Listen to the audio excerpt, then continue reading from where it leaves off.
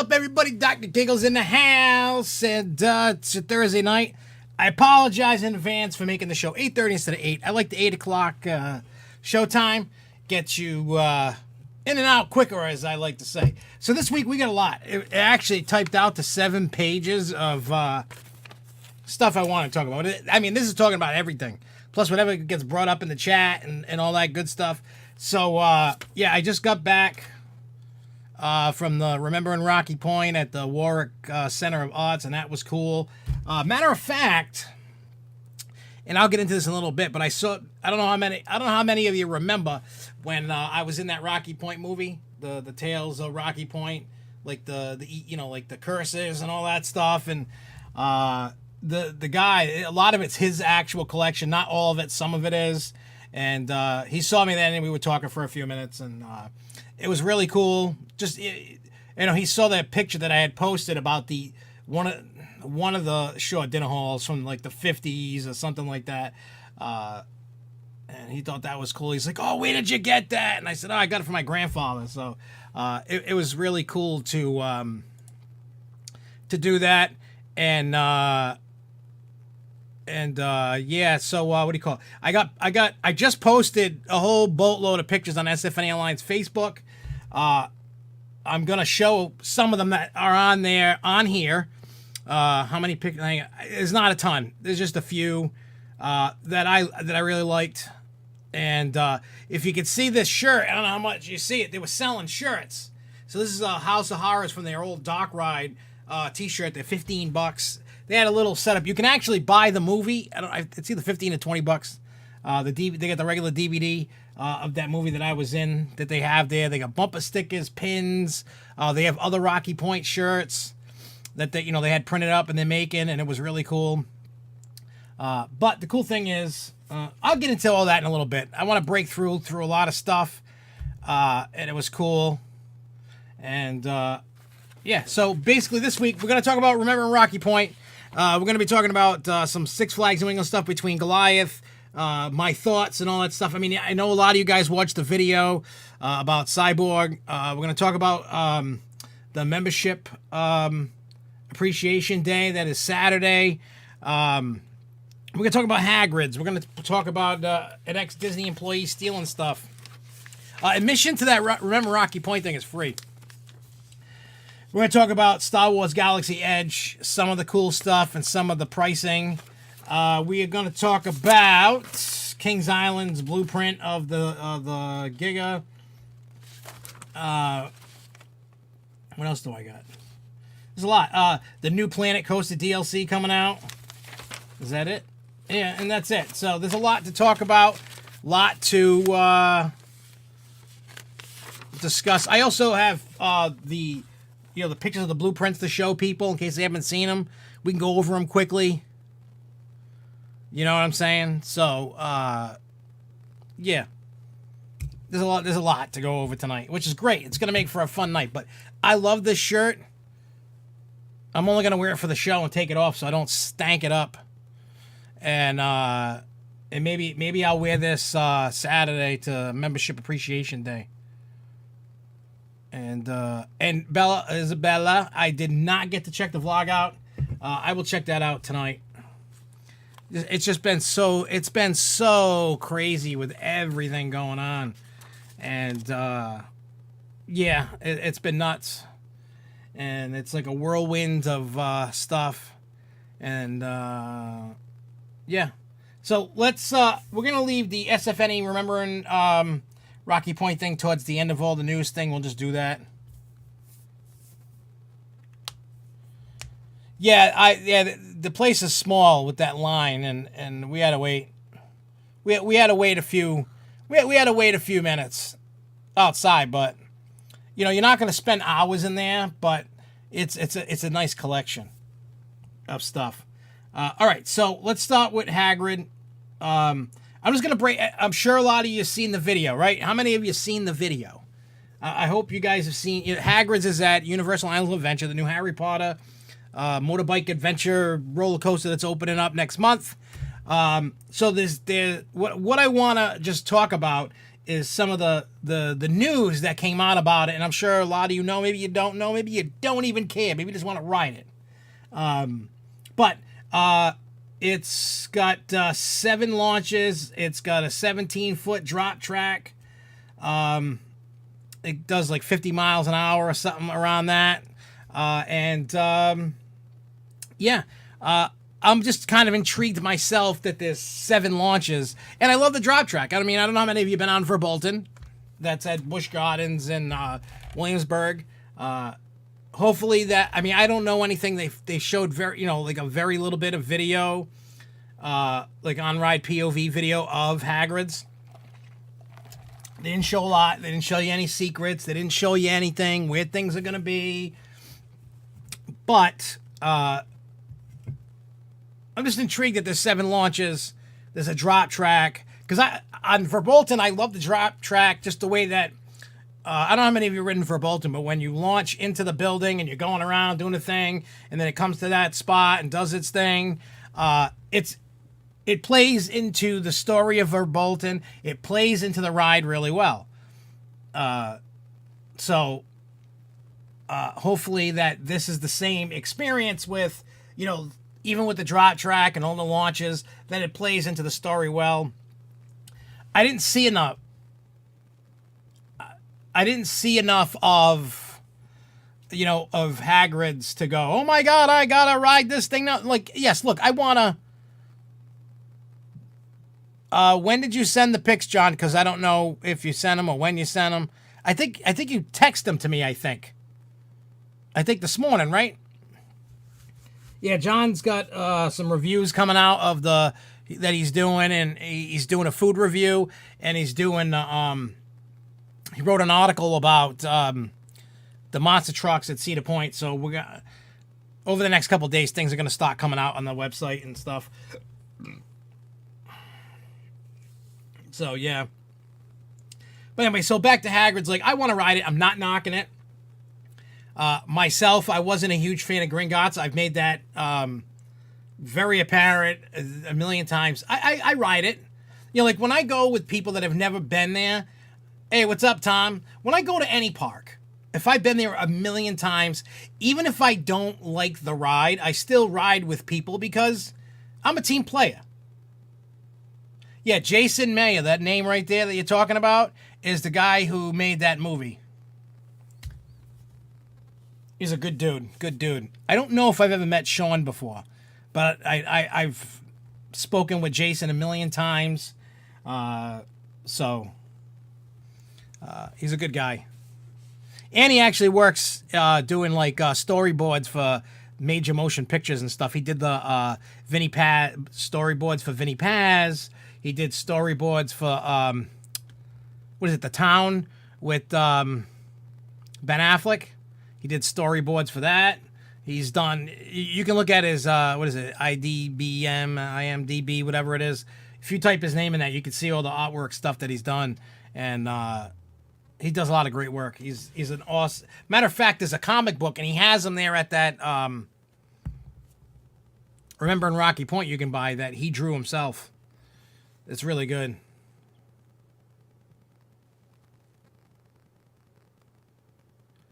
Is there something wrong?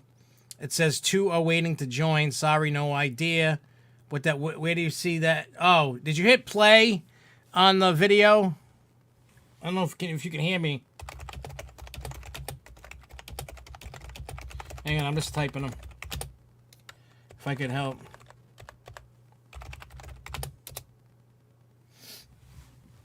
Yeah, IMDb. If you go there, you can check them out. As a matter of fact, I have a movie credit on that because of that movie, and a couple other movie credits, well, TV show credits from Travel Channel. On there, I'm not I'm not a working actor. I wish I could be though. That would be cool. So anyway, I'm gonna be at Universal in October, so maybe I can get a ride on it. And then I'll give you my opinion. What if maybe a refresh too. Maybe I can give my opinion on it. And like I always say, no matter what I say, no matter how much I love to give my opinion, I just use it as kind of like Okay, just to give you an idea, but I always want each and every one of you to form your own opinion. I am not the holy grail of opinions. I know a lot of stuff that I love, you guys hate, and a lot of stuff you guys love, I hate, so on and so forth. And that's great. We can agree to disagree. And that's what I love about this. We can do that all day long. I'm okay with that. So we'll see. I'll let you, when I do go and I get a chance to ride it, I'll let you know what I think about it. Easy peasy, rice and cheesy, right? The next tidbit of news is this is about Disney, about this guy. A matter of fact, I saw his video. I think he posted it on Twitter or something. Talking about how he was being investigated for stealing props and costumes from Disney. Well, they says former employee has been arrested for stealing and selling stolen props, costumes, and more, totaling $14,000. Patrick Allen Spikes, 24, faces burglary, grand theft, and trafficking and stolen property charges. According to the Orange County Sheriff's Twitter page, Fox 35 Atlanta reported Spikes had entered a restricted area of Disney, stole the items, and resold them, gaining the attention of authorities who have been investigating the case for months. Police started looking into the case in August after the animatronic Buzzy went missing from the closed Cranium Command attraction at the Wonders of Life Pavilion in Epcot. The show looked at the importance of the human brain in funny ways. You can see some of the material stolen from Buzzy above. I didn't do all that. Worth an estimated $6,800, which included headphones, a bomber jacket, and his green hat. The entire animatronic later went missing. Spikes may have gotten away with it, but he chose to publish the stolen items on his Twitter account at Backdoor Disney, which he uses to post behind-the-scenes theme park photos. He posted the alleged stolen Buzzy head in a tweet below. Spikes reportedly became combative during talks in November with investigators who booked him for resisting arrest. At the time, he denied stealing the items. And it says during the police search of Spikes, they found he sent pictures of other stolen memorabilia to another employee. And his PayPal transaction history had information regarding the stolen items, which included wigs, skirts, jackets, according to the affidavit. Court documents said he and a family member used underground tunnels to get backstage at the Haunted Mansion ride, where $7,216 worth of items were stolen. Spikes received about $30,000 from two people on PayPal between July and September. One of the buyers told police he sent Spikes $9,000 for 18 items. His name wasn't included in the report after he cooperated with investigators, and after bonding out of jail, Spikes continued to joke about his arrest and his jail conditions Friday on Twitter and deleted his account on Sunday. And they said the police are still trying to locate stolen items. So, needless to say, yeah, that's what has happened. And I remember, I forgot when this was. I think this was the beginning of this year. I've seen a video of him talking about, being accused and he didn't have nothing and all this other stuff and telling police to go away and he wasn't going to cooperate and all this other stuff. Well, I guess now they got evidence and he's in a big duty of trouble. So, see, kids, don't steal. If you're going to go backstage illegally, at least just take the pictures. Don't steal the stuff. Take the pictures in the video. Show it off. Because there's a lot of people that sneak into places and take video and take pictures and do all that kind of stuff. All right, cool. Even though you can get in trouble for trespassing, but don't steal. Don't be that person. As much as we all would be like, ooh, look at this thing here. Let me take it. And then sell it. Do people think that they would never get caught? How do you not realize that you're not going to get caught? How do you do that? Everybody gets caught. I'd say 99% of criminals get caught. There's always the few that do get away, but come on. Especially in today's world with eBay and social media, and you're going to get bagged. You're going to get bagged. There's just no way around it. Yeah, exactly. Don't steal, just borrow for a long length of time. See, now if he had taken it, right? Say he kept it for a year and then brought it back, he was borrowing it. He was not stealing, but he sold it. See, that's where he went wrong. He should have just returned it. No harm, no foul, right? No harm, no foul. If he would have just returned it, went back the way he went through the underground titles, make it reappear, right? Okay, now he could have got away with it, but he didn't. He sold the stuff. and now he's in trouble. So, there you go. Quick update, American Dream. Everybody's anticipating American Dream in New Jersey at the Meadowlands. And, yeah, Disney Character Warehouse store. Disney's Character Warehouse. I would love to see that, actually in my face. I don't want to steal nothing. I don't care about that stuff. I would just like to see it. Be able to photograph it, videotape it, talk about it. That would be cool. I would love to do something like that. I don't need to steal nothing. I like my freedom. I don't want to go behind bars. I enjoy being able to, go to the Rocky Point thing, come home, do a show. And then I can go do something after, That's what I want to do. That's it. That's all I want to do in life. Just have fun. I don't want to go to jail. I don't want to do nothing stupid. And the Monkey Master likes butter. Well, Jeremy, I'm glad that you like butter. Hopefully you put it on your toast. Oh, wait, do you put butter on a Pop-Tart? That's the good question. Do you put the butter on the Pop-Tart? All right, so like I said, American Dream. We're all waiting for it to anxiously be open so we can go, ride the 5 coasters, go do this down in New Jersey, have an indoor amusement park. You gotta wait a little longer. Like I said, there was no way it was going to happen in the summer. It's happening in the fall, like I said. It could be later. Hopefully it's fall, like they said, instead of, But I knew, based off the pictures, that it was not going to be open late spring, late summer. They're just not going to happen. No way, no hell. But hey, we're getting closer. We're getting closer. I mean, I'm definitely going to go. Wait, is the Disney Character Warehouse? Let me ask you this, DJ Dog.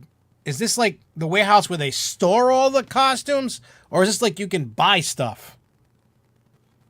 That's what I like to know.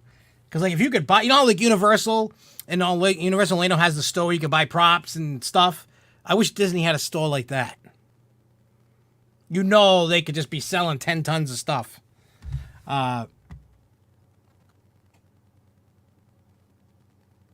They're moving fast. Went by in June and December. Ben says, what do you think of Six Flags opening for the summer tomorrow? I am ecstatic about it. And I'm going to tell you why I'm ecstatic about it. It just means now summer's coming. The parks are going to be in full swing. And no more boredom sitting in the house. So that's I'm very happy about that. It's going to be like that awesome. Isabel says, how would you feel if you hit 1,000? Are you talking about 1,000 subscribers? Let me know if that's what you mean. And yeah, I know I saw Brandon Allen Saturday when I was at the park. And he said him and some coworkers, they were going down to Jersey. For a fun trip.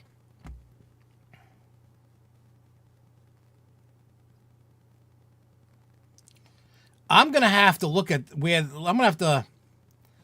this up.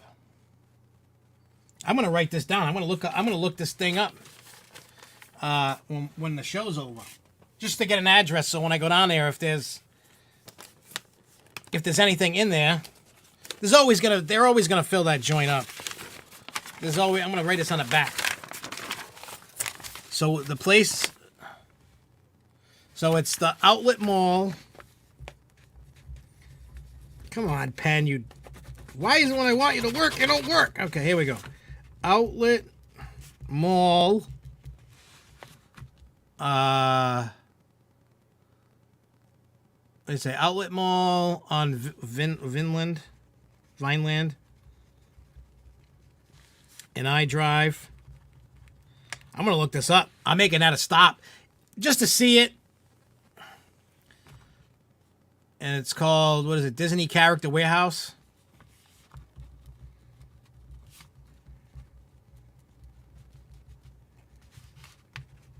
Oh, I'll check it out when I go. If there's anything cool, maybe I'll get something. If not, I just like knowing quirky things like that.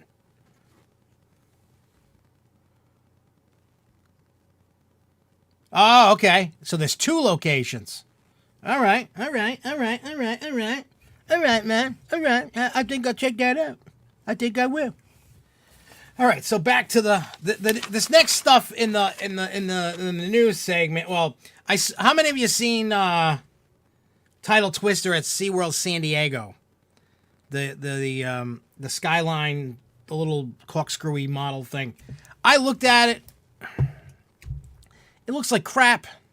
I hate to be a negative Nance. I really don't want to be negative in this industry. There's too much of it. Yeah, I'm going to Universal. I'm going to the first week of October is when I'll be at Universal.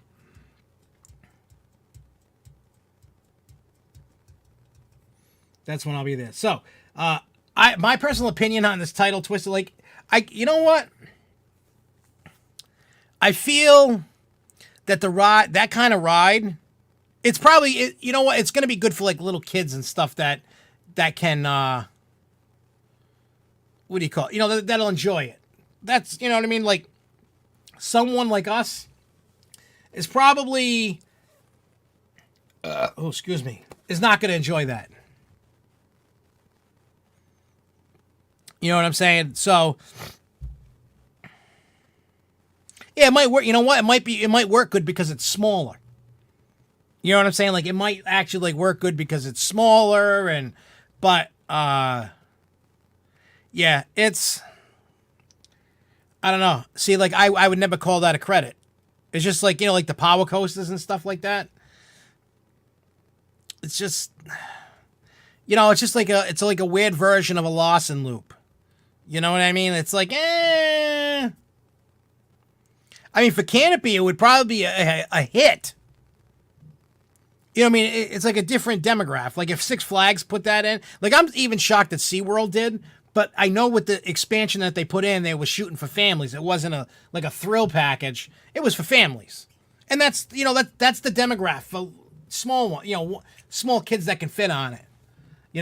It's not, I mean, when you look at the videos of people riding it, it looks like some people are in pain riding it.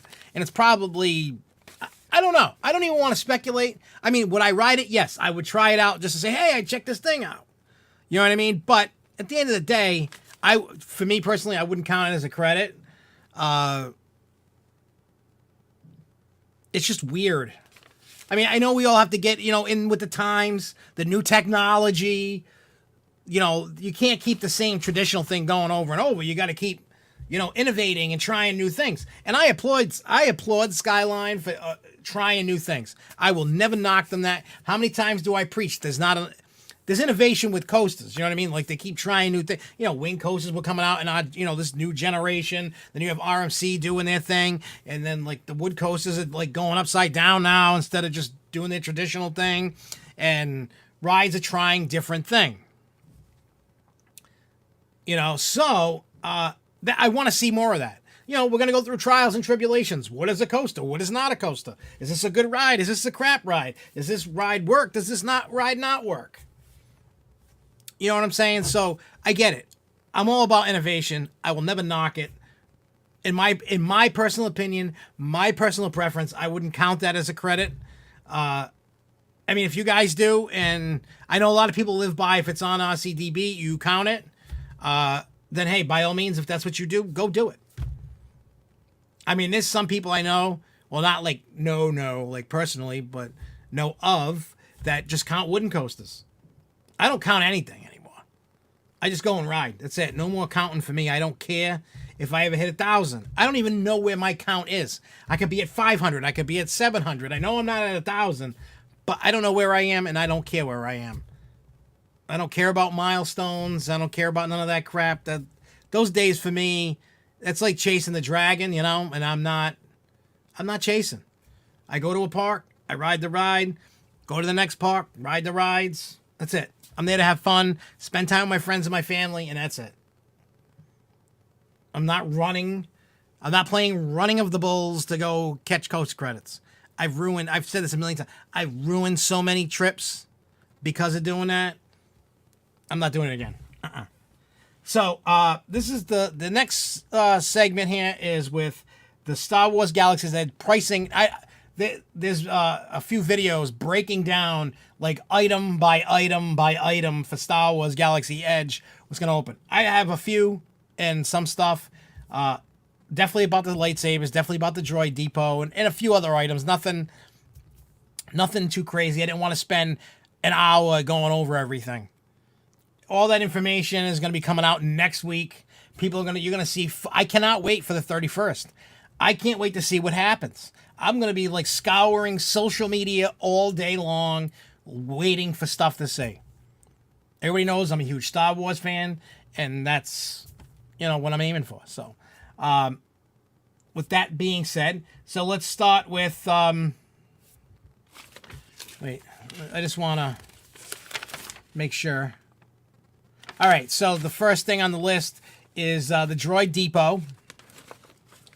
I saw something about there's a customizable $25,000 R2-D2. I don't know.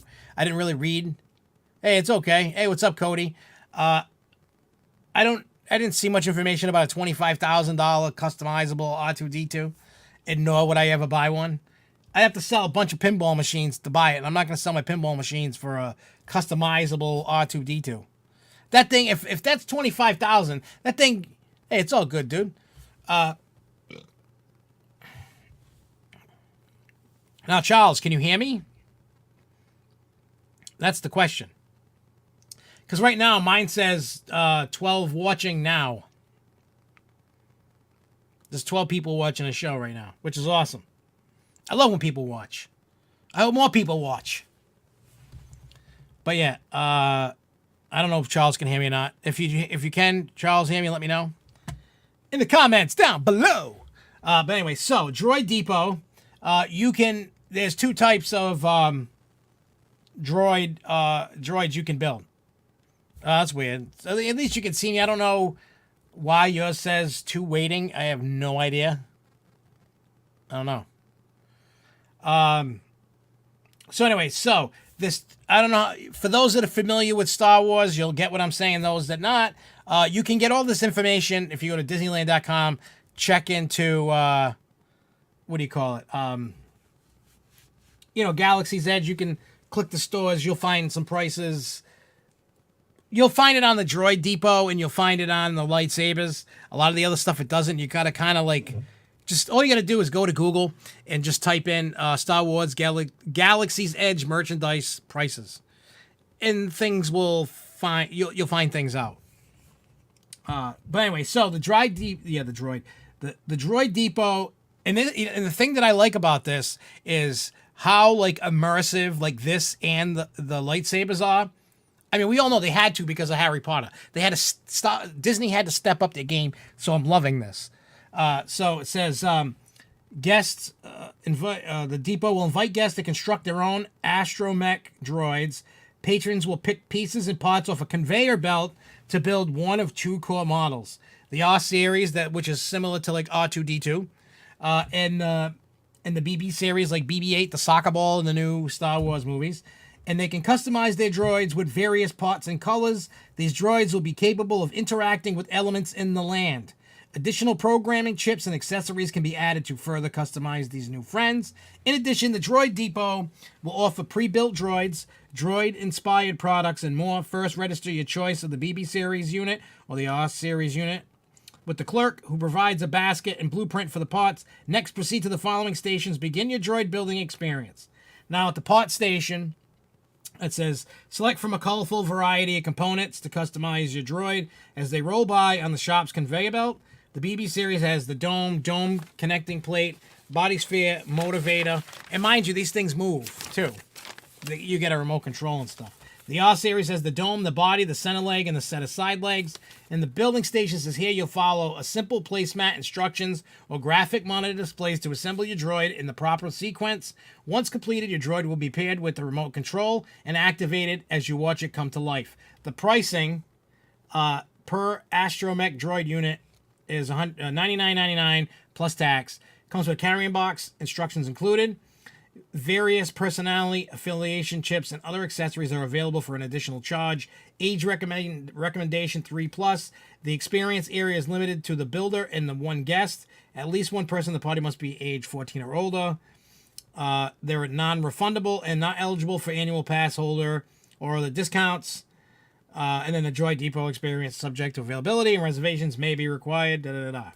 So I can't wait to see the stuff that comes out on YouTube and Facebook and Twitter and all that stuff next week.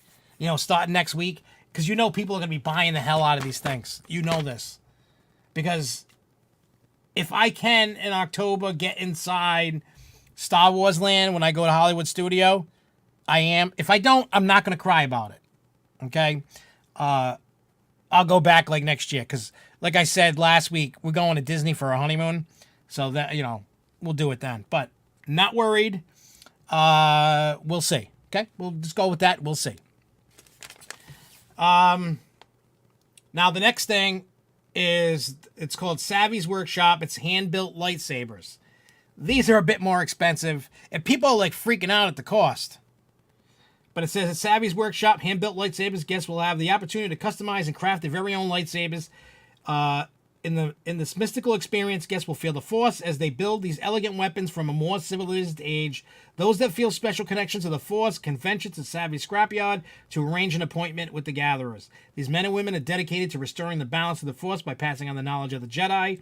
Those who seek their assistance will be guided in creating their own unique custom lightsaber with these large collection of kyber crystals and saber parts. These keepers of the Force have passed on their knowledge for generations. One of the original gatherers, Savvy, a friend of Lor San Tekka, who Poe Dameron converses with at the start of Star Wars Force Awakens. Create a salvage business as front for a secret mission to guide Force users in their quest for a lightsaber. There will be 4 themes of lightsabers that guests to Savvy's Workshop can build: peace and justice, power and control, elemental nature, and protection and defense. Each one has its own backstory and lore that will allow you, for your high-quality, personalized lightsaber to harness your personality and ideals. Parts will be provided based on your theme, and I cannot pronounce this word, but cloisonne pin, Cloisonne with a little apostrophe thing over it. Pin. Each box of parts includes 1 hilt, 4 sleeves, but you pick 2. 2 emitters, pick 1, 2 pommel caps, pick 1, 2 sets of activation plates and switches, pick 1 set. The price of a lightsaber will be $199.99 plus tax. Here are the other details, in case you're wondering. A carrying case is included. Additional customization items can be purchased at Doc Ondor's Den of Antiquities. Recommendation 5+. You can only be the builder, and 1 guest can be in there to be with you. They're not, the same jargon, non-refundable, etc., etc. So I'm interested. Like, I kind of want to see it, and I'm probably going to buy one. If I can get into Star Wars land, I am going to cry. I'm going to cry. My credit card is going to yell at me. It's going to just smoke up, burn, and turn into ash. The good thing is that Jessica and Alyssa have never watched a Star Wars movie, don't know jack what about the movie, so I don't have to worry about paying for them for Star Wars stuff. Now, if they have like that Build-A-Bear creature thing, I might be screwed there. I might be. I don't know. But I'm going to cry. I'm going to have to, sell my kids just to buy stuff. So there's other stuff, too. There's not a lot of stuff. But there's some stuff with some ridiculous prices. And we can talk about this after I say it, because I really want to know what you guys think about all this. We all know it's Disney, 2, it's Star Wars. It's going to cost ridiculous money. We know this, right? We all know this. So there's DJR-3X. It's the former Star Tours pilot Rex turned Cantina DJ. It's a remote-controlled toy that talks, rolls, and wirelessly plays music from your smartphone at the Droid Depot. The cost for this thing is $150. You can buy a C-3PO toy, right? C-3PO toy that cries, "What's going on?" when you rip his head off at the Droid Depot for $60. Now, this is kind of I think it's stupid ridiculous for this. Like, this is stupid, like, price. And that's why I put it here, just because it was so stupidly expensive for what it is. An Endor collectible souvenir mug at Olga's Cantina. $42 for a mug. $42. Unless that thing is going to, like, date me and buy me food and stuff, I don't see myself buying a $42 mug. I don't like mugs that much. Now, there's a Porg collectible, Porg, P-O-R-G, collectible souvenir mug you can get with a Cliff Dweller cocktail at Olga's Cantina for $32. Blue milk. That'd be cool if they had a robot that says, I am your father. That would be cool. So the blue milk, you know how, like, what do you call it? Harry Potter has butterbeer, right? Well, blue milk, for those that know what Star Wars is, if you watch, you know, like in the beginning with Star Wars, when Luke is sitting with Uncle Owen and you're sitting, you know, inside their house, they're eating lunch or dinner or whatever it is, and he's drinking a glass of blue milk. And we've talked about it on the show before about what's in it. But it'll be $8 for a cup of blue milk. I don't know how big the cup is or anything like that, but well, no, you know, I was talking to Jessica this week, saying, you know, and everybody saying how screwed I am if I you know, like my credit card's just gonna light on fire, and then I'll be crying about it. Like in the moment, I'll be like, yes, I'm the man. I got a lightsaber and a R2-D2 and whatever, and I'm chilling, and I bought a $42 mug. I wouldn't really buy a $42 mug, but I bought a $42 mug, and then I'm gonna get home and I'm gonna cry. I'm gonna sit in a corner like I was locked in an insane asylum, you know, in a padded room, just rocking. I spent all that money at Star Wars Land. And then I go, sorry, kid. No, you can't live here no more. You gotta go back to Disney and be a slave in Star Wars Land. It's not blueberry flavored milk. It's like rice milk, and there's all kinds of flavors. I forgot what it is, and when I type, it's funny. I type up all my notes and do all my research at work, and all these shows are at work. Yeah, it's rice milk, so to speak. It's not cow milk, it's rice. So who knows? So those were the prices. There's like tons of stuff you can buy. For those that know about Star Wars, there's holocrons that has, like, you know, like information inside depending upon if you're a Jedi or a Sith. And the kyber crystals that you get inside, you know, for your lightsaber, and there's other ones that you can take and put inside the holocron and get information, and there's all kinds of cool, like, this whole land is like highly interactive. It's gonna be crazy, and yeah, it's just gonna be crazy. It's nuts. So that was like the Star Wars stuff I wanted to go over because, well, hey, it was interesting. And obviously next week we're not, well, let me look at a calendar real quick. Never had banana milk. Let me look at this calendar real quick. All right, so next week I'm not going to be able to talk about Star Wars Land, but the show after that, of course, we'll talk about the stuff that's coming out about Star Wars Land, and then we can talk about what we like, what we don't like, etc., etc., etc., etc. You know what I'm saying? Yeah, but next week we'll definitely be talking about Cyborg and showing pictures and stuff of what, you know, what's going on this weekend. But we're not there yet. All right, so Halloween Horror Nights the other day announced another, down in Orlando, announced another haunt. It's an original haunt. Yeah, that'd be cool if Star Wars did a B&M Giga. Or actually any Star Wars themed roller coaster. Yeah, that would be, I would enjoy it. The only thing that I'm not really, the thing about Star Wars Land that I do not like, and hopefully that changes, and I don't know how you change that, I don't know how much land they have left to develop. in that area. I don't know how landlocked they are for Hollywood studios. I'm sure they could take away other stuff and just keep maneuvering things around if they want to expand. But there's only, right now, technically inside the land, there's only 2 rides. Yes, you're going to have Star Tours outside of the land, which I thought was really weird and stupid. And the reason why I say that is that's a Star Wars ride that's not in your Star Wars land. Like, I thought, like, maybe you could incorporate that somehow.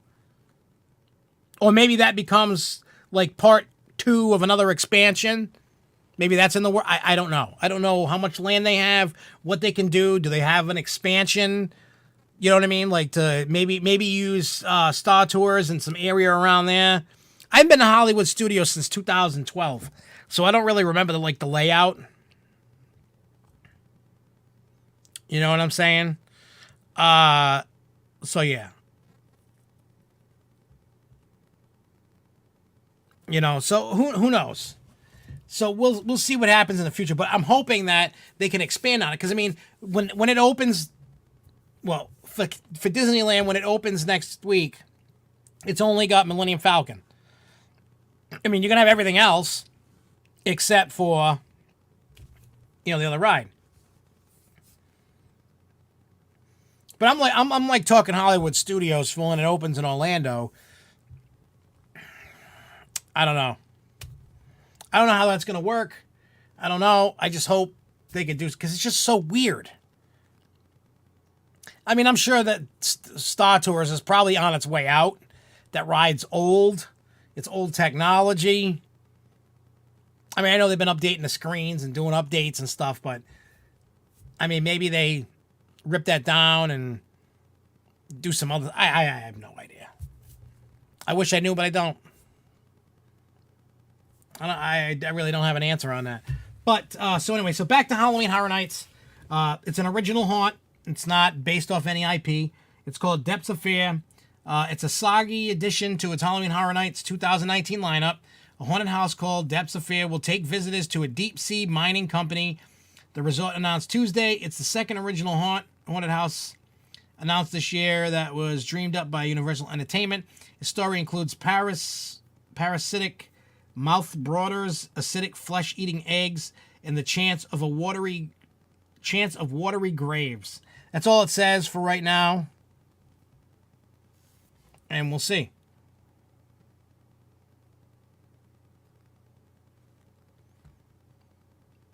Millennium Falcon sounds like a good name for a Giga.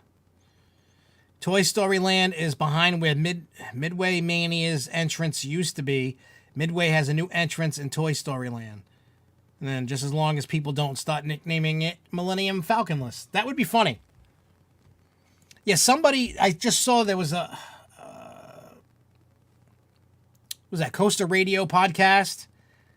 I guess they're going to be talking with somebody that's already been in there, ate at the restaurants, rode Millennium Falcon, and all that stuff. So that'll be interesting to see.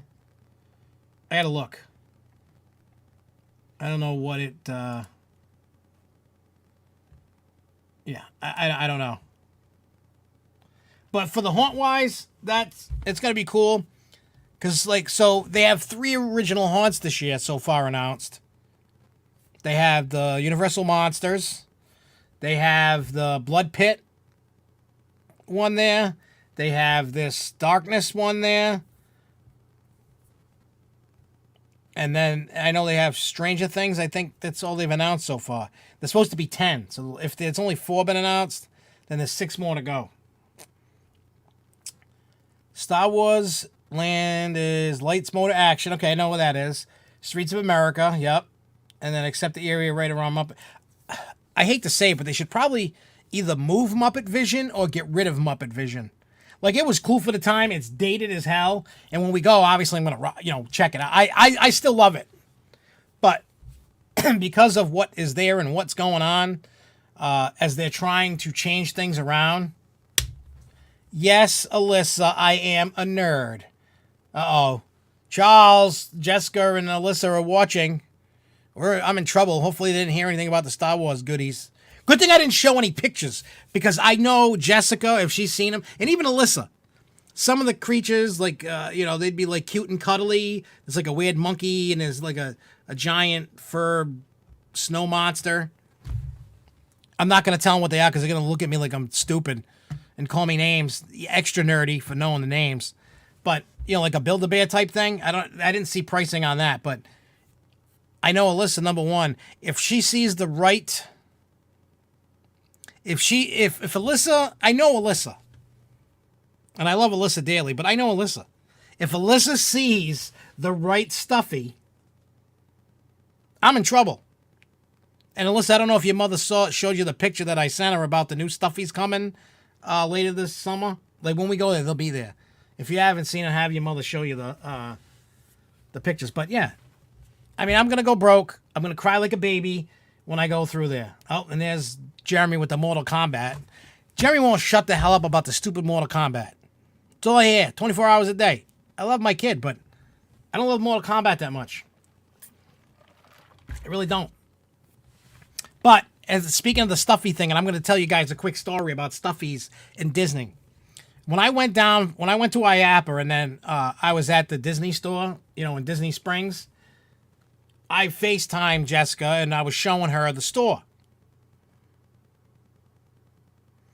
And as I'm walking around, I'm showing everything. The clothes, the stuffed animals, the jewelry, the toys, the housewares, the cups, everything. Showed him everything.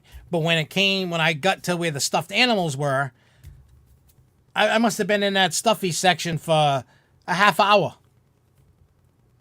Because Alyssa kept making me jump back and forth to different stuffy sections. And then she got the stuffy that she wanted. Well, she picked it out over the phone, and I got her a stuffy. So let's see. The original backlot entrance launch bay makes no sense. Just a bunch of theaters. I do know there's a cool perk if you have the Disney credit card. That if you go in Hollywood Studios to where you just said launch bay, you can get free photo with Kylo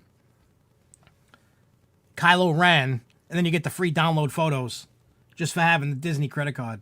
There's a spot in Epcot with somebody, and I forgot who it is. I have to look at the credit. If you look, you can see the Disney perks, which is cool. But yeah, it's a perk. You can go get a free Kylo Ren photo. It tells you the times every day that you can go see Kylo Ren.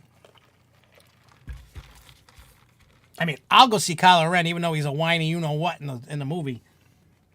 Kylo Ren's not even badass. He's just like a whiny emo kid with a lightsaber. He's not... If you notice, like, don't get me wrong, I love Star Wars. I love Force Awakens and Last Jedi. I know a lot of people don't like Last Jedi, and that's okay. But is it me or are these characters not as... Like, I don't get, like, totally, like... I think the character development of the new characters suck. Yeah, it's a... PPAC is the Providence Performing Arts Center. The characters aren't as good. Like, when George Lucas made the original trilogy and then the second, the prequel trilogy, like, you were engaged. You, like, got into the characters. I don't think the people that wrote these new Star Wars, captivated you. I mean, they're great Star Wars movies, and they rely too heavily on the original, the characters between Han Solo and Princess Leia and Luke and Chewbacca. The list goes on and on. I mean, look, they had to bring in The Last Jedi. They had to bring in Yoda at the end as a Force ghost to kind of, throw everything for a loop. Okay, Cody. And I'm going to shoot you an email, Cody, too, after the show. I got a couple things I want to talk to you about. But yeah, Jar Jar is anything but engaged. Jar Jar is like, I mean, George Lucas said he made it for kids. You know what I mean? Like, it was a kid thing. And, I get it. And, he's just a goofy, bumbling idiot. I kind of wished, like, the Star Wars fan theory about him really being a Sith came true. Because how funny would that be? If Jar Jar Binks was really, like, a Sith and was genius and, That would have been a cool like theory to have happen. Didn't happen, but hey, it is what it is. All right, so now we're gonna get into the Six Flags New England stuff. Let's. Boy, I can't believe we went through a lot of stuff already. This is exciting and excellent, and there's still more to talk about, and it's crazy and cool. All right, so I'm gonna go over with Goliath, and while I'm talking a little bit about it, I found someone sent me a picture of. I didn't notice this when I was at the park Saturday, but somebody sent the picture. Where the hell did I put it? Is it in downloads? I don't know. Oh, wait, I know where it is. Never mind. I know where I put it. So anyway, so somebody sent me a picture of what, because it's when I was there Saturday for the commercial shoot, Goliath was, stopped by the loop. But when I had posted on SFNEOnline about it, where the hell is this picture? Okay. Let's see if I can. All right. That's good like that. I'm just going to do this. Do that. All right. So if you look on the green track, I'm going to try and see if I can make this bigger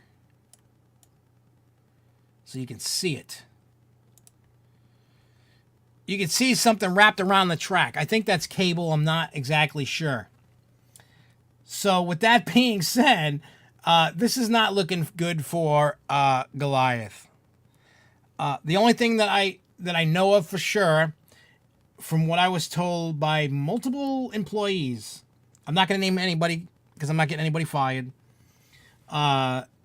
is Goliath is down for the unseeable future. You know what I'm saying? Now, yeah, I mean, I think we're all, and what I can say is between Saturday and today, I've heard from, we'll say multiple, 3, 4, 5 employees between talking and emails and, at the park and stuff like that, that the park wants to get rid of Goliath, but corporate won't let them. So, corporate wants them to get it going and working, and the park is just sick of it. And this might be the last straw. I don't know. I don't have any confirmation, and don't take this as it's leaving, because I don't know. I don't know if it's ever leaving. I don't know when it's ever coming up. I just don't know. So just take this with a grain of salt, but this doesn't look good for the ride. Like seeing that. I didn't post this just because I didn't want to start anything. The park doesn't want us posting a lot of stuff for the general public to see. So, no social media, stuff like that. And I respect that. That's why when you look at the video, when you're looking at the video of my first thoughts, my reaction, how it went with the Cyborg commercial shoot, I left it vague for a reason. The reason why I left it so vague was a lot of you guys are going Saturday. You know what I'm saying? A lot of you guys are going to go ride Cyborg on Saturday. I didn't want to ruin anything. I want everything to be like a surprise. Like when I walked in and I seen the queue, and then I walked into the next room and I saw the ride. I didn't want to ruin it. I know you guys want rumors and spoilers and stuff. And a lot of times we do. A lot of times you find it on the forums, or maybe in a video, or maybe we let something slip by on Facebook, once in a while. But for this, I wanted to try one time, I didn't take pictures. We weren't allowed to take pictures. I said, you know what? I'm not even going to describe it.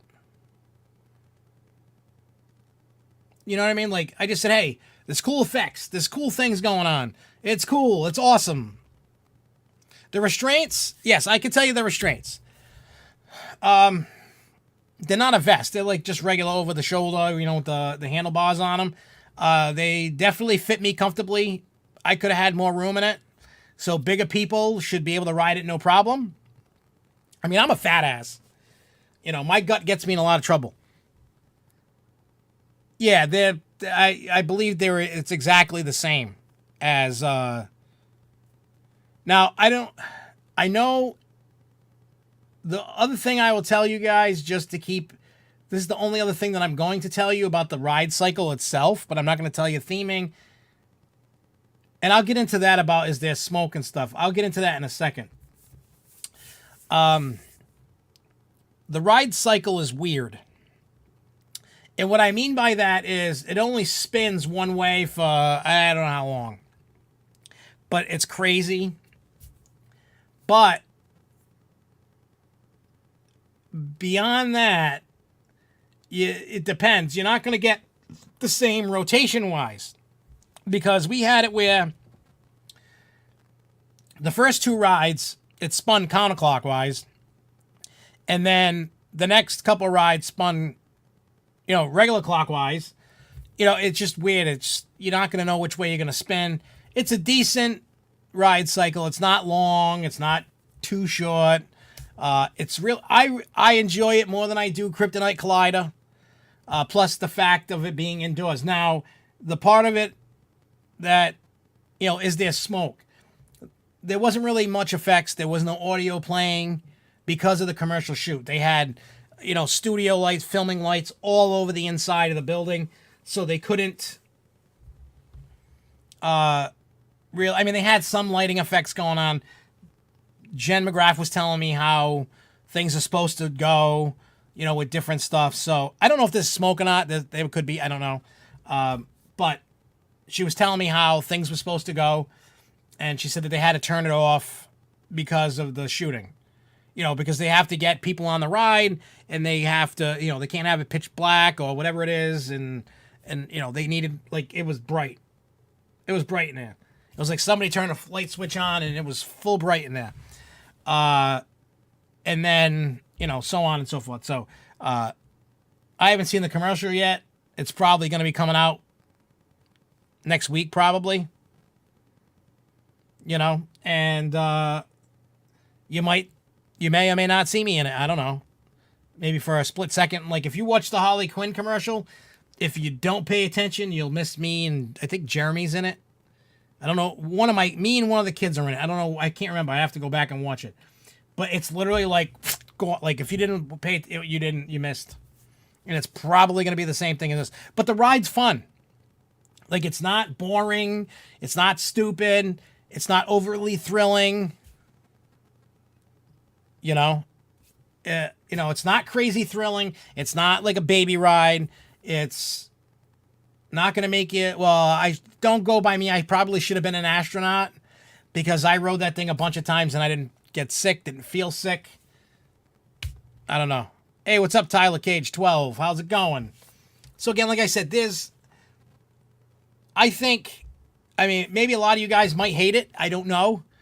I personally love it. I emailed Jen like 2 days after the commercial shoot. I thanked her for, allowing me to go.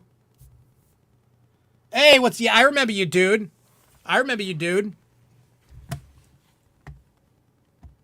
So Tyler, without ruining it for anybody, because we want people to be surprised when they go ride it on Saturday.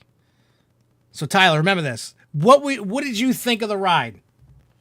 You don't have to go into, we don't want to know details about what it looks like and what it does. Just, did you like it? Did you hate it? Was it cool? Did it suck? Same for you, Jeremy. Don't ruin it for everybody else. Yeah, Tyler, Monkey Master, he was one of my kids that was with me at the commercial shoot. But yeah, we'll let Tyler tell us what he thinks about it. And, but yeah, like I said, I personally, I loved when Joker's wild card was inside. I personally love that.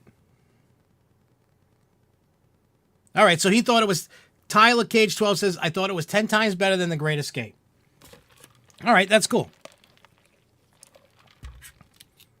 Yeah, and like I was saying, Ty, I was saying that most of the features were not on because of shooting, filming. So we'll see. Those that were at the commercial shoot will finally get to see the, what do you call it? What it was supposed to do. I mean, even though it did break down a bunch, I don't even know what was wrong, but it broke down a few times, which is weird, but it broke. Growing pains. But Jen McGrath did. I told Jen when I emailed her, and I was like, look, I love the ride. I love the theming and stuff that I saw. You guys did a phenomenal job. I said, make sure you get rid of Kryptonite Climb. I said, we don't need that anymore. And I said the team that put it all together and did everything did a great job. And she says, oh, I'm glad that you loved it. And, they didn't tell me to say, I got nothing out of it. I didn't, this isn't like a paid sponsorship or anything. Yeah, the queue is pretty cool. I can't wait for people to see the queue. There's definitely a lot of cool things in the queue. But yeah, it's, everybody knows I'm a total SFNE mark. You know what I mean? Like, I'm a total fan. And I try my best to say a lot of positive things. But I will say this, and everybody knows this, I will call out any part. Even, I've told Jen in emails to her face when there's something wrong. You know what I mean? Like, I'm not afraid to call people out. And Jen has told me to my face and others that were with me that they love me because of that. You know what I'm saying? They love me because I'm honest, I'm upfront. I will tell you what I feel, what I think. I will give you an idea of how to fix it. I didn't notice a Cyborg statue. I didn't notice one. That doesn't mean that there's not going to be one. I just didn't notice one. I mean, there was equipment and stuff all over the place, and we didn't really have much time to kind of look at it. If you get what I'm saying. So, yeah, we'll see how it works. You know what I'm saying? We'll see how it works. But I think if for those that rode the Joker indoors, just with the new type of ride, if you enjoyed that when it was indoors, then you'll definitely enjoy this. It's a fun ride. You know what? What is it? Lindsay Yale Entertainment says Zemperella, Endeavor, Premiere Launch, Water Coaster, and that should complete the park. You're missing something. And Cody's right. They need more family flats. They went Six Flags, and this isn't just New England, but most of the other Six Flags, not Great Escape, because Great Escape's mainly a family park. But for Six Flags New England, a lot of ones, they went thrill ride, thrill ride, thrill ride, thrill ride, thrill ride, thrill ride, thrill ride. And they kind of forgot about families and little kids and stuff like that for a good long time. I mean, when was the last time they really added something that was geared towards kids? And I'm not talking about rethemes. We had, what was it, Thomas in 2008, the retheme of Wiggles World. There's really been nothing added to the park for little kids and families, to ride together. There hasn't really been much.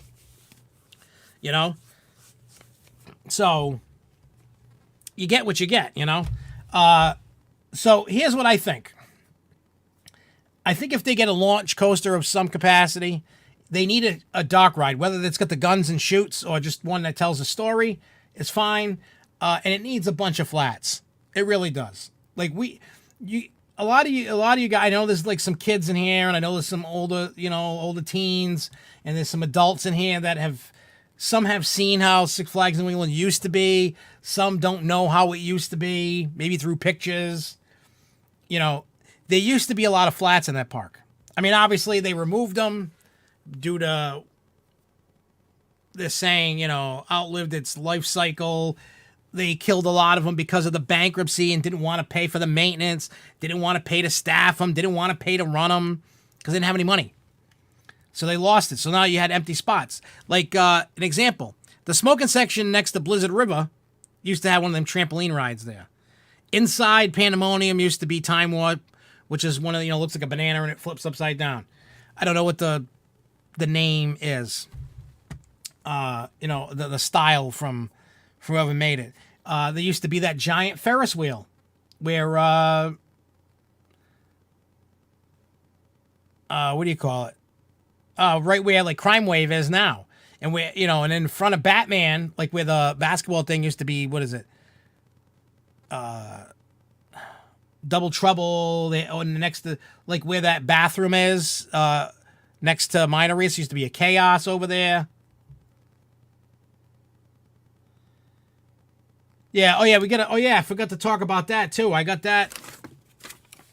I think it's still on the list of things to talk about at the end. Yeah, there's still more pieces of information that I left out. Because I saw the Member Appreciation Day I want to talk about for Saturday. And then I missed a few other things. But that's okay. We can talk about Kings Island, Planet Coaster stuff. And all that. So, yeah, we had Buzzsaw, but the teacups are in that spot. So we're missing a lot. We need more flats. We need more innovation in flats. And we'll see what happens down the road. I mean, they're starting to finally get it. And one thing that, you know, I've come to grips with in my life, like when it comes to Six Flags, like I've seen numerous people make videos about this. And I talked about this last week about Six Flags being like the dollar store of theme parks. And a lot of people rag on Six Flags all the time. You know what I'm saying? Like, and I get it. No theme park company is perfect. Not even Disney. And I've come to the grips that Six Flags is going to do what Six Flags does. No, the amount of bitching and complaining that we do about the clones and this, that, they're not listening. You know what I'm saying? They're going to do what they want to do. Us, the enthusiasts, we don't matter. We're a tiny, we're probably like 0.1% of what matters to their bottom line. They love us because we're so enthusiastic and tell people about it. No, I didn't see the new rides yet. I'm going to have to check those out. But at the end of the day, I love Six Flags New England.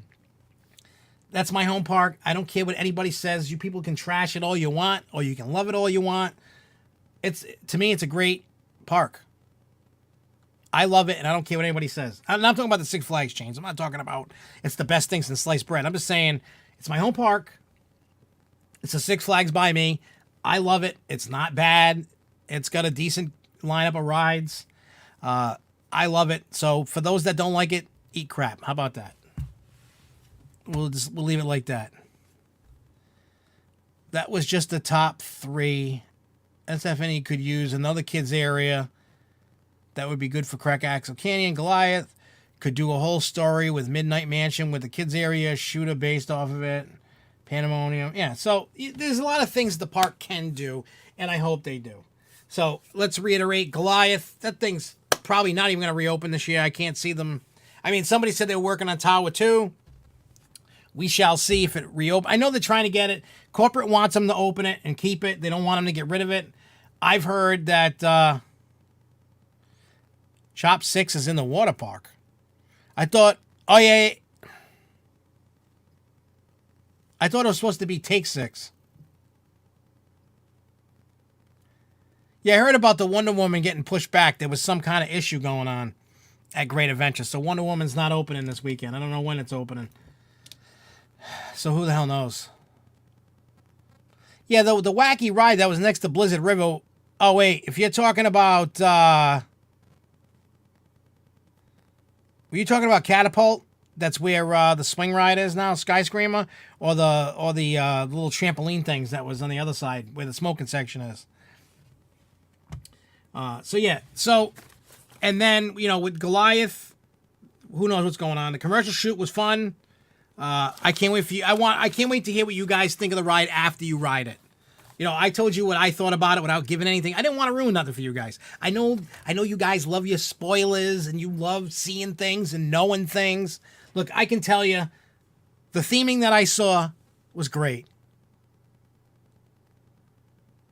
It's all good, Charles. Don't worry about it. And look, I get it. You guys want stuff. I'm not the one that's going to give it to you. Oh yeah, I saw that, the ERT for the indoor coaster now. I seen that.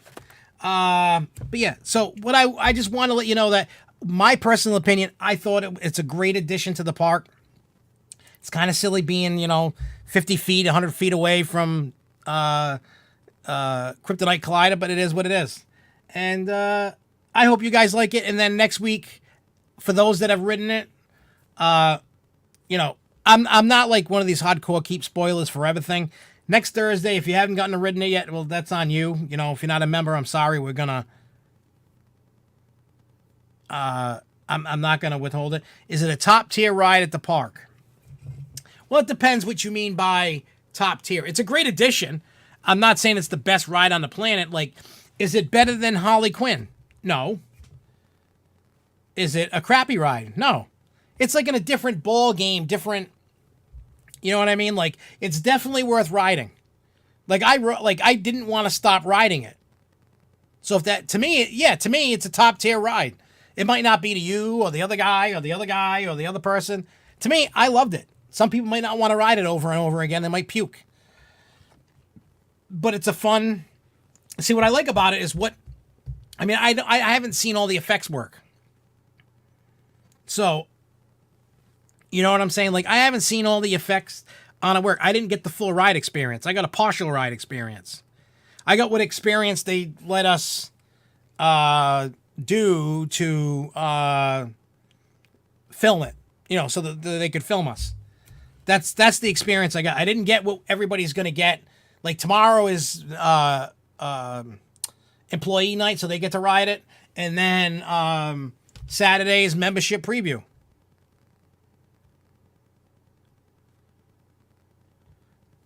Do I still prefer in Denver? I like Cyborg. I'm, like everybody else, I was a little skeptical. Like, we already have Kryptonite. You're putting this ride in there. I think the commercial airs next week, I think. From what Jen said, it's going to take a week or two to get done. So it depends how fast they work. I don't know if the queue is going to be long enough, I'll be honest. I mean, it zigzags inside, but I don't know. There's 4 or 5 rows, but they're not huge. You know what I'm saying? In the whoop, whoop, whoop, whoop inside it, the queue. It may come out of the building. I don't know. I really don't know the answer to that. We'll definitely find out when we go. Either tomorrow, or Saturday.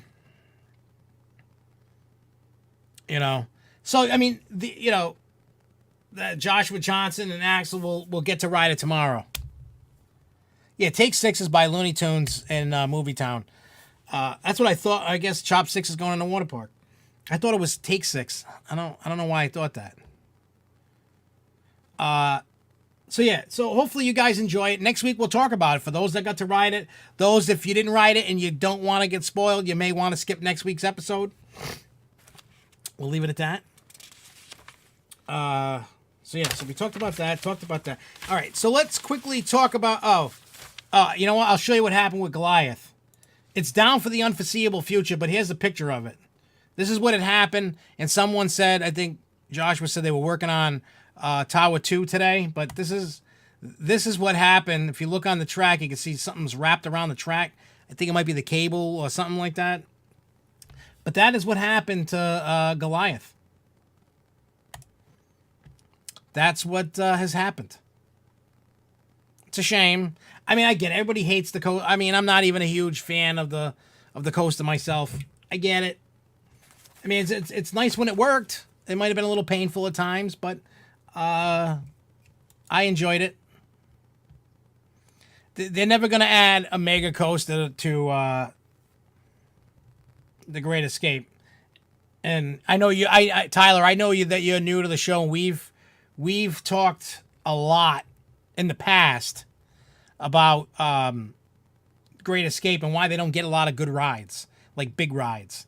It's because of the return on investment. You're never going to see like a $20 million coaster. You know what I'm saying? You're never going to see that at Great Escape. Great Escape won for its demographic. It's a family tourist town. They're not going to put huge rides there. What you see is really what you get. They're going to mainly invest in the water park because that's a hit. That's usually where everybody goes. Now, I'm not saying you're never going to get another coaster there. You're just not going to get big, giant coasters there. And the thing that I think what will happen is rides that no longer, the ride rotation. You know what I'm saying? The ride rotation program is going to work great with Great Escape. Like, I could see at some point Gotham City Gauntlet getting rethemed and sent over to Great Escape. They don't have that ride, and that ride would work for Great Escape. They could repaint it, refurbish it. You know what I mean? They've definitely made their money's worth on that ride. They've gotten their money back and then some. You could get an ordinary flat ride inside with special effects. You do have the old indoor coaster building. I know they use that for storage. And they use it for haunted house stuff. But they could put a flat ride inside and do something cool. Yeah, I know you don't want it. We don't even want it here at Six Flags New England. You guys, they should just give it to you guys. Hey, it's something different. It's going to be something. I didn't even see anything advertised for Totally Timeless in the park when I was there Saturday. So who knows what's going on with Totally Timeless? I don't know. Oh, yeah. So let's talk membership preview. If you're a member and you didn't think you were going, and maybe you were contemplating on going, this is what you're going to get for going to, if you're going to Six Flags New England and it's only for Saturday. I'm going. It's going to be a busy day. But anyway, so it's Saturday, May 25th. And the scheduled events are from 11 a.m. to 4 p.m. Exclusive access to Hurricane Bay. That's where they have that lazy river with the waves. That little area. It's kind of diagonal from the big wave pool. Hey, what's up, Jason? So you get to grab a chair, soak up the sun, cool off with a dip in one of the biggest pools. You're not going to want to miss the splash of good time. From 12 to 2, Diamond and Diamond Elite members can preview Cyborg. 2 to 10 p.m. Oh, see, I thought it was less time, but it's from 2 to 10 p.m. Gold Plus, Platinum, Diamond, Diamond Elite members can preview Cyborg. Just flash your membership and you can ride Cyborg. Then I'm gonna kind of roll the dice and assume I didn't check the park closing times. That the park closes at 10 o'clock. So from 10 to 11, Cyborg Celebration. Come party with us as we celebrate our newest attraction. Meet your favorite DC superheroes. Enjoy a one-of-a-kind robot laser show. Satisfy your sweet tooth with one complimentary milkshake served out of Johnny Rockets. We'll have a DJ spinning the latest hits while you get your exclusive access to ride. You're also going to be able to ride Superman, Gotham City Gauntlet, and Catwoman's Whip. This after-hours event is exclusive to our Six Flags membership. Gold season passes, no. You have to have the Gold Plus membership and higher. So here's this one thing, just so you know, in case you're trying to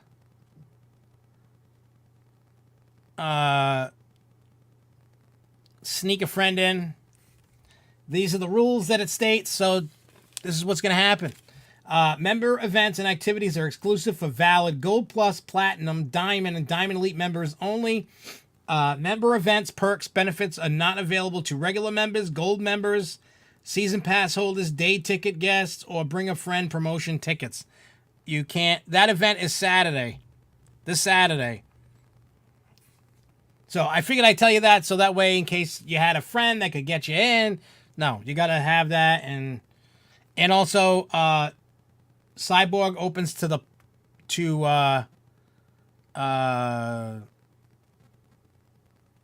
what do you call it? It opens to the public June 1st. So that's your membership preview day. I just got a few tidbits of news, then we'll do the Rocky Point thing, and then we'll go away. Planet Coaster, I saw this thing pop up yesterday.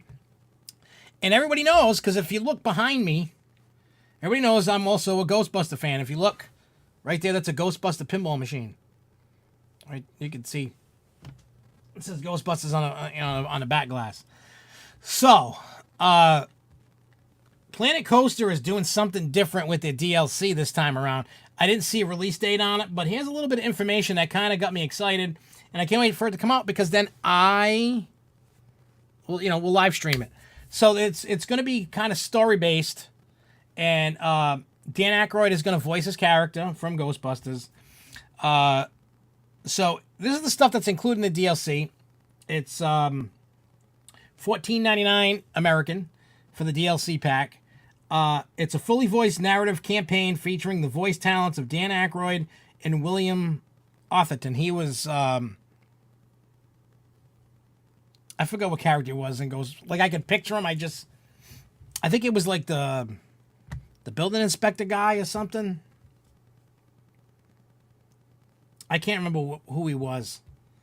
The one that, I think he's the one that pulled the lever down, and then that's when the ghost contraption machine there blew out the ghost out of the fire station. But other than that, it says a new interactive ghost busting ride, the Ghostbusters Experience, a new Slimer-themed kiddie coaster to the Roller Coaster, classic Ghostbuster characters such as Raymond, Stan, Slimer, the Stay Puft Marshmallow, and a few surprises.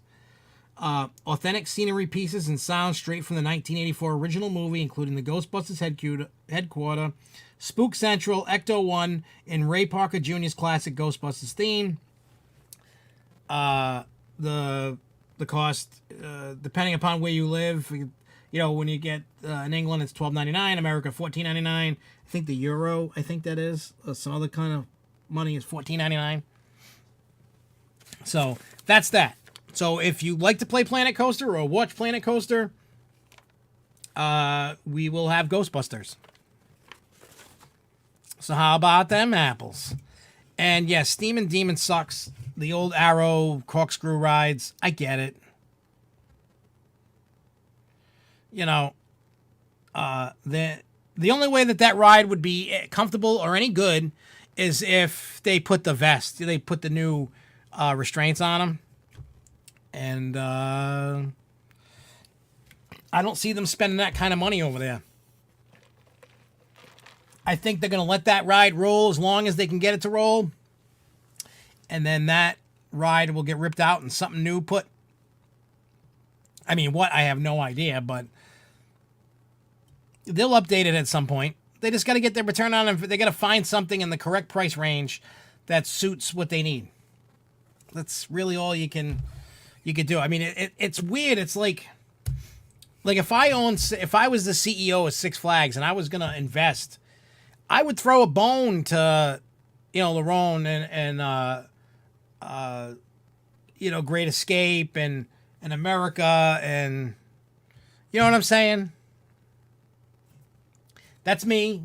They obviously, for some reason, have their calculations set why they will and will not spend money at certain parks. I mean, they have a shorter season than most other Six Flags parks anyway, so it's probably another kind of like dig at them. They open later. So, this is what it is. I don't know what more we could do or say, and we can just hope, right? We can just hope that, Great Escape needs to get something new, something, I mean, even if it's a used coaster, they still need something. You know what I'm saying? They still need something. Like, there are a number of family coasters that they can put in that park without breaking the bank and going crazy. There are a number of attractions they can put in. We all know that. I just don't know if they've found the attractions that they want to invest in. Because if you notice, it's mainly like water park stuff. Year after year. Then they throw you a bone and is the GTX Hyper the one that's who the hell made Chance? Is that the Chance? Like, what is it? Lightning Run? Yeah. I rode Lightning Run in Kentucky Kingdom. I enjoyed it. I thought it was good. It's a good ride. Definitely not fat person friendly, though. It's not fat person friendly, and it's not tall person friendly. I can tell you that. But if you can get on it, great ride. I mean, I got on it no problem, but I literally watched Ride Ops stand and jump on lap bars so people could get on. And then once they got the green, then they jump off them. It was crazy. We've talked about that before, but it was crazy. Actually, Cody, I would love to see Great Escape get a Gravity Group Woody. I'll be honest. I think, one, they don't cost a ton of money, and I think it would be a perfect fit for that style of park, the demographic of what it is. That would be the best way to go. Yeah, or the junior inverts, like kind of like the one that's at Dollywood there with Dragonflyer. Something like that would be good. You know what I'm saying? That would be. Yeah, I would never hold your breath for a launch coaster at Great Escape. I honestly think the next roller coaster that we do get at Six Flags New England is going to be a launch. That's what just based off, without Gemma Graff saying anything, just the vibe that I got off the conversation that we were having, it's like she's not legally allowed to say anything. She knows that the set of the next 5 years, but nothing's set in stone. And the ones that she does know, well, she can't say nothing. She'd get fired. So she's never going to tell me what new rides are. I wish she would, but she won't. But just, it's kind of like she was like subliminally trying to tell me without telling me and hoping that I would catch on. Maybe I'm totally wrong and totally read that conversation wrong. But the conversation I had, I feel that's what went down. That's what I feel like. Now, when is it going to come? I have no idea. No clue.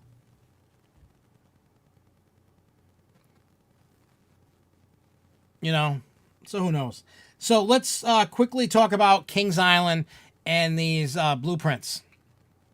So before, when it was announced, there was, people were calling BS on, myself included, about, a Giga coaster coming, and then nobody really knew anything. So now there's blueprints. So let's pull up some blueprints. Let's look at some blueprints. All right, so this is the station. It's just showing the stuff. These leaked. I don't know where somebody probably went to the town hall, got them. I don't know how to read plans, so I'm not in the construction business to know plans, so I don't know what to tell you on that. But yeah, if you look at this, you can see the station, da-da-da-da. So let's go, what's this one? This one's kind of like the, like a site layout of stuff. Oh, that's the electrical stuff. And then there is this showing pretty much kind of like, wait, what's this one? I mean, this one shows better of a layout, shows between the two. It's not showing you exactly everything, but just kind of a roundabout how things are going to look. What I need to do is, where is it? It's so small, even with my eyeballs. Excuse me. I can't read on the screen. It doesn't look big. But what I can do is open them up. So I'm going to,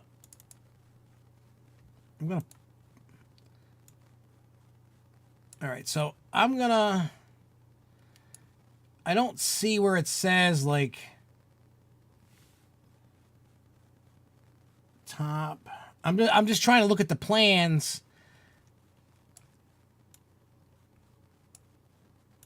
to see, like there's a block break.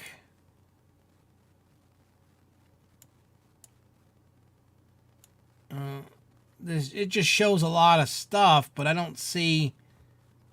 Let me open up the other picture. What's this one? No. Well, let's see if this says anything on it.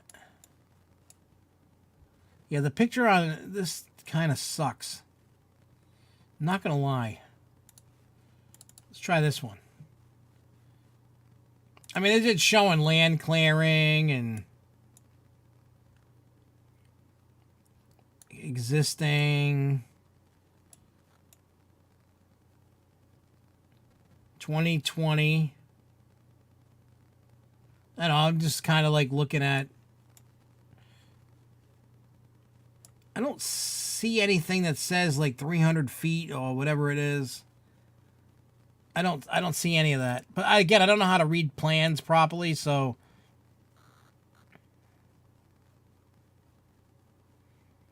Yeah, we will definitely, what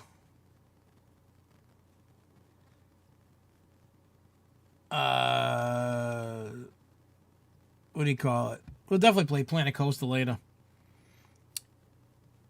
Not for long, but I'll play.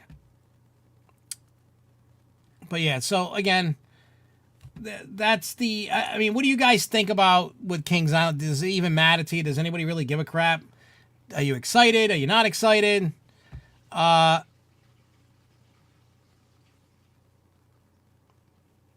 think, isn't... Well, hang on. Let's do this for a second, talking about Hershey Park. Where are you? Okay. So let's go to the roller coasters. Nope.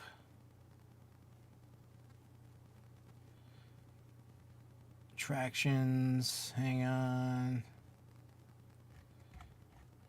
I don't see. See, what I'm looking for is themed areas, rides. I'm just looking to see Midway America, ding. Let me look up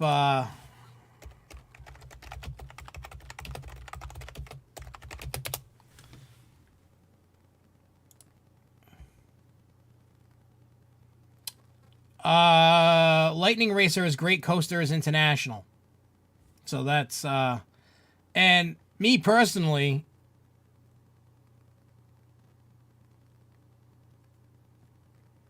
Great Coasters International is Lightning Races, and then like Kentucky Flyer and Oscar's Wacky Taxi, those are going to be great. What do you get from a pampered cow? I don't know. What do you get? I think that, you know, like a Wooden Warrior, Oscar's Wacky Taxi, I've ridden those. Also, what is it, Rorosaurus at Storyland? They do a phenomenal job with their wood coasters, and I think if Great Escape got something like that, it'd be perfect. Perfect. That's like what they need to be shooting for. Not a boatload of cash.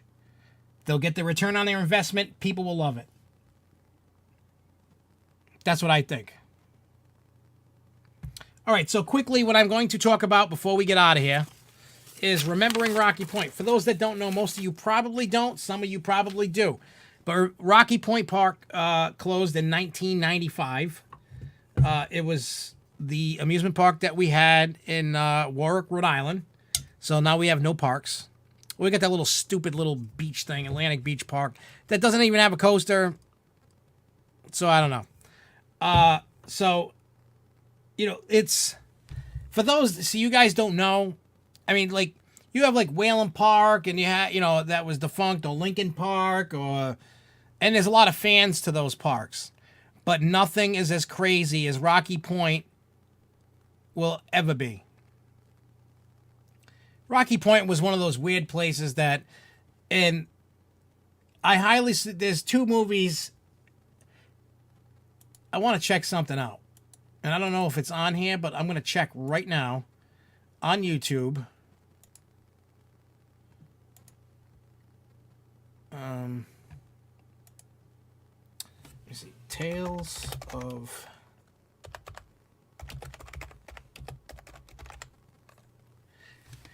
I don't know if it's on YouTube yet. And it's probably not going to be.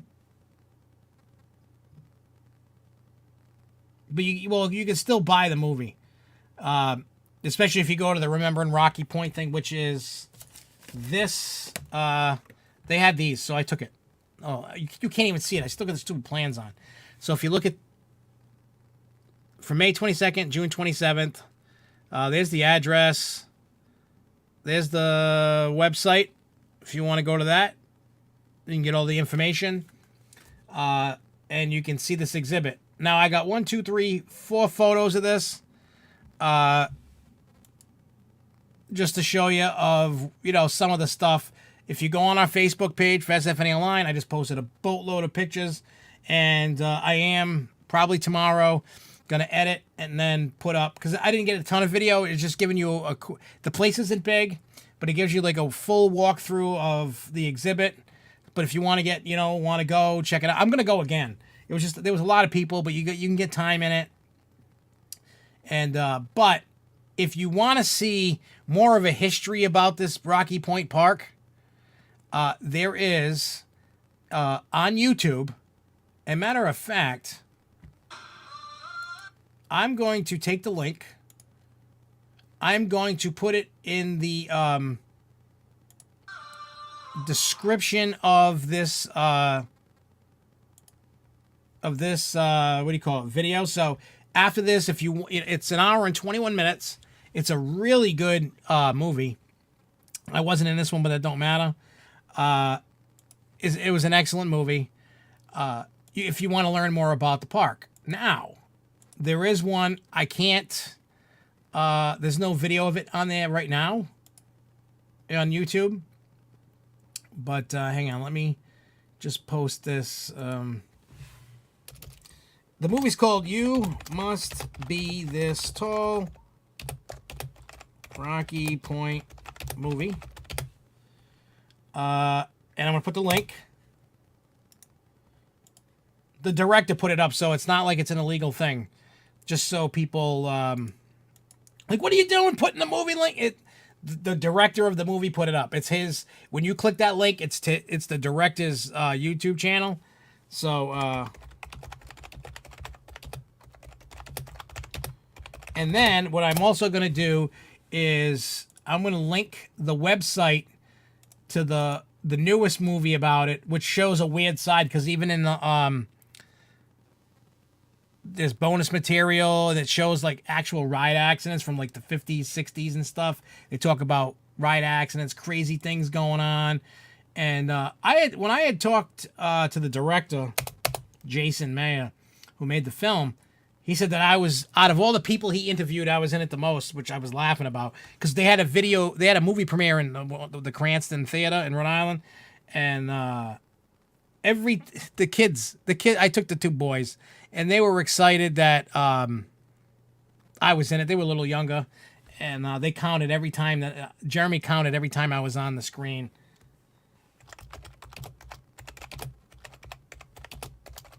So it was cute, and but yeah, the link is there if you want to like read up on it. You can buy merchandise from them. You can buy the movie if that interests you. You know what I'm saying?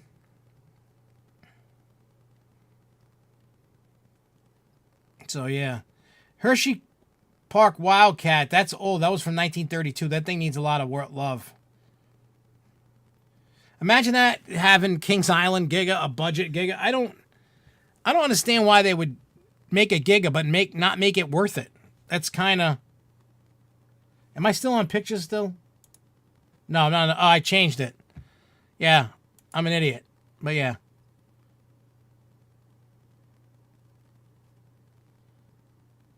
I think the Kings Island fans are going to have to deal with it. They're probably going to be disappointed. Maybe they're not. I don't know.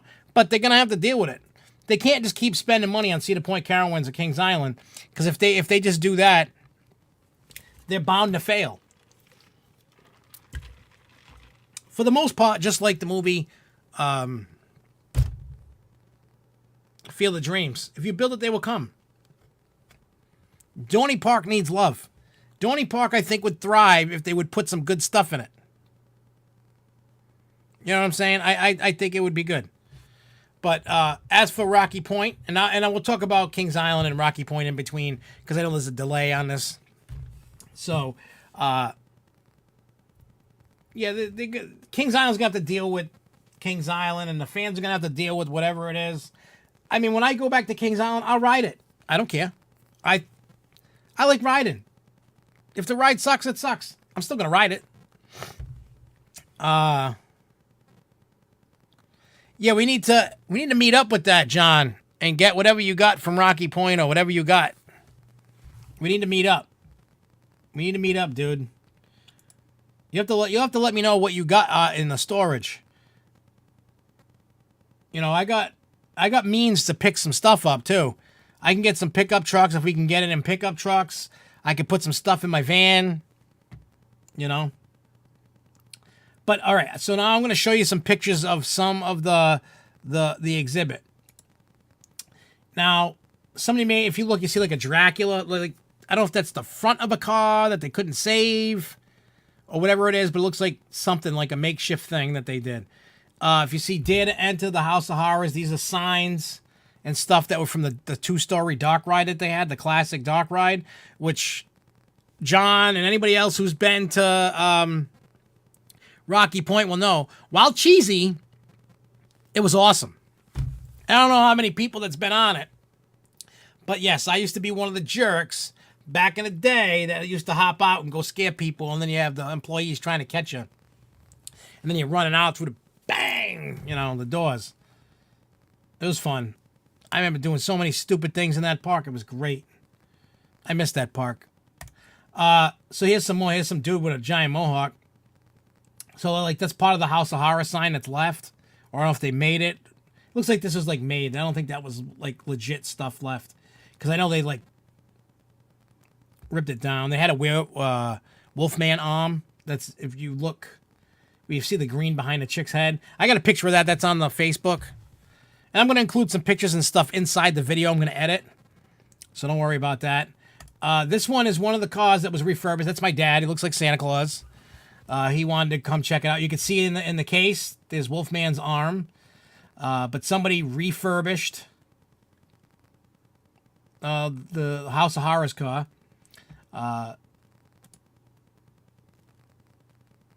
Yeah,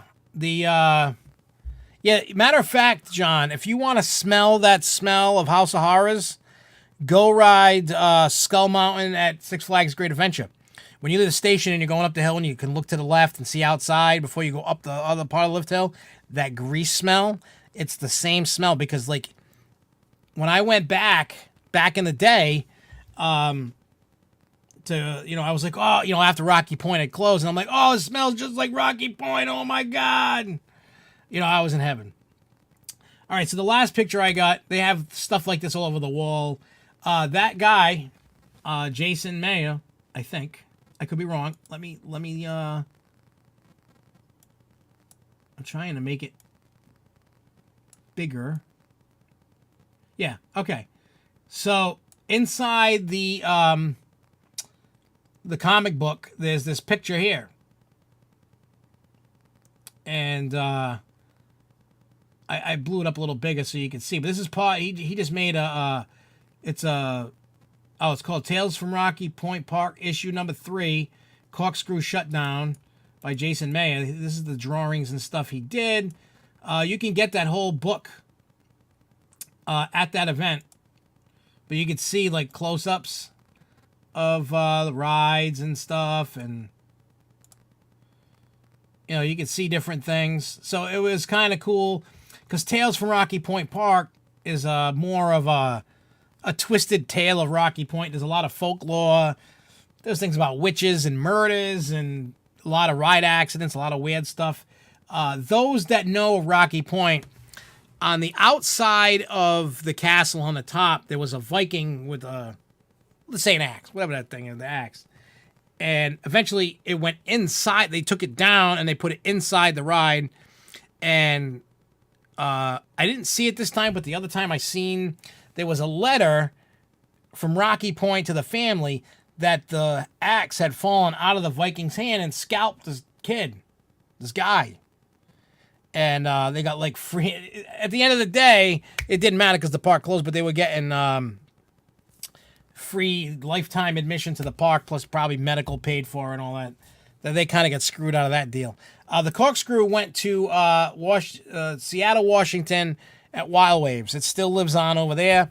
The, what do you call it? The Cyclone went to Prince Edward Island in Canada. And a fun fact is that Cyclone ride actually came from Riverside Park, which is now Six Flags New England, back in the 70s, late 70s, mid to late 70s, around there. I forgot the year. But that ride came from Riverside, went to Rocky Point. Hey, what's up, Elizabeth Oakland? So that's the fun fact about the connection between Rocky Point and basically what's Six Flags New England now. There is that connection. So, yeah, so those are the pictures. Sometime tomorrow night, I will release the video. So be on the lookout for that about Rocky Point. You know, it's just going to show the exhibit. It's going to show you everything. Some stuff's, you know, quick. The video is probably only going to be a few minutes. And then I'm going to kind of reminisce, go down memory lane a little bit about, you know, because it really brought up a lot of memories. Like, obviously I was fortunate, like John, I would go like every weekend or every other weekend and go ride all the rides. It was an awesome family park. They had the biggest roller coaster we had was the corkscrew. We had a corkscrew, just like Steamin' Demon. That was our big ride back in the day. Then we had the Intamin Freefall. You know, we had a lot of great flat rides. We had the, you know, like the Wildcat that was like at Cedar Point.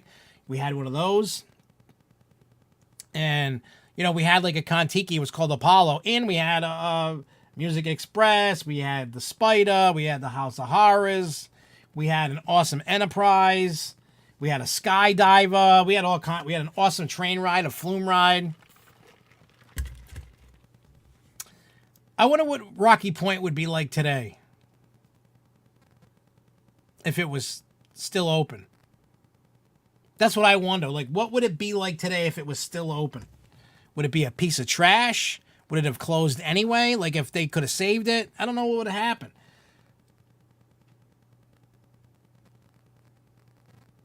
Used to play skee ball. Oh, my God. There's like a skee ball-esque type thing.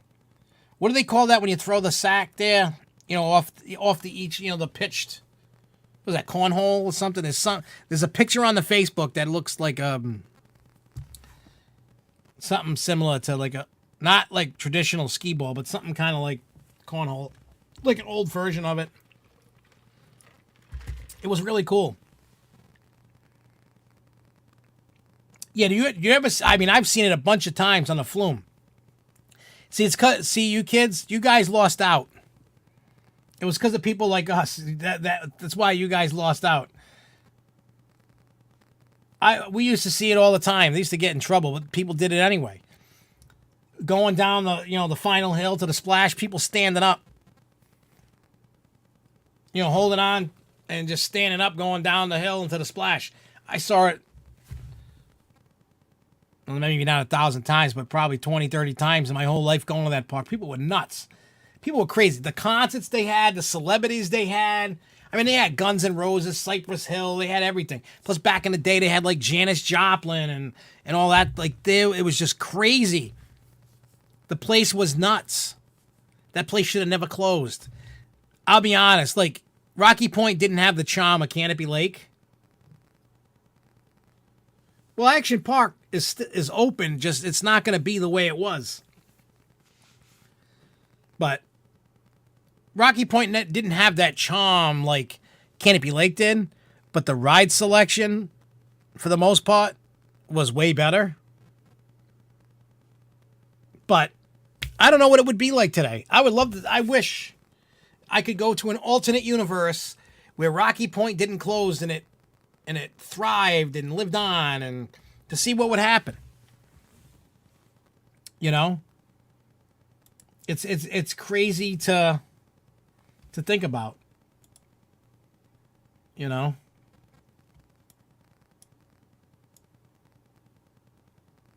It's crazy to think what you would have, but you know,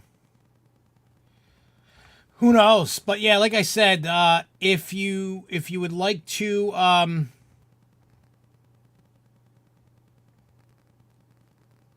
you know, check out the links. You can look into it. They're already up on, oh wait, I didn't save it. Hang on, let me save it. Uh-oh. And it's maybe because I'm live and I can't save anything right now.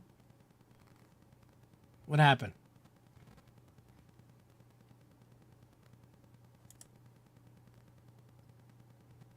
Are we still live or do we die?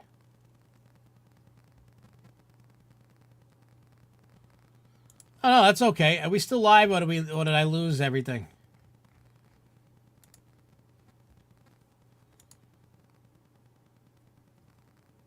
Oh, no, I think I just had to...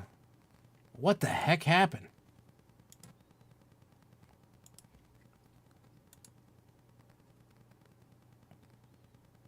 Yeah, they had a lot of crazy stuff go on back in the day. I know that. There was a lot of cool stuff about the park. You know, like everybody has their cool things going on. Oh, no, it's still there. All right, cool. That's cool. Cool, cool, cool. I just couldn't save it. I'll have to do it after. That's all. I'll just have to do it later. When the show's over, I'll do it. And then, you know, in the description, I'll put the link to everything down, you know. When the show's over, I'll hook it up. You know, so. But we're going to get out of here. I'm going to go take like a 5-10 minute break, and then we're going to come back. And I'm going to come back on Planet Coaster.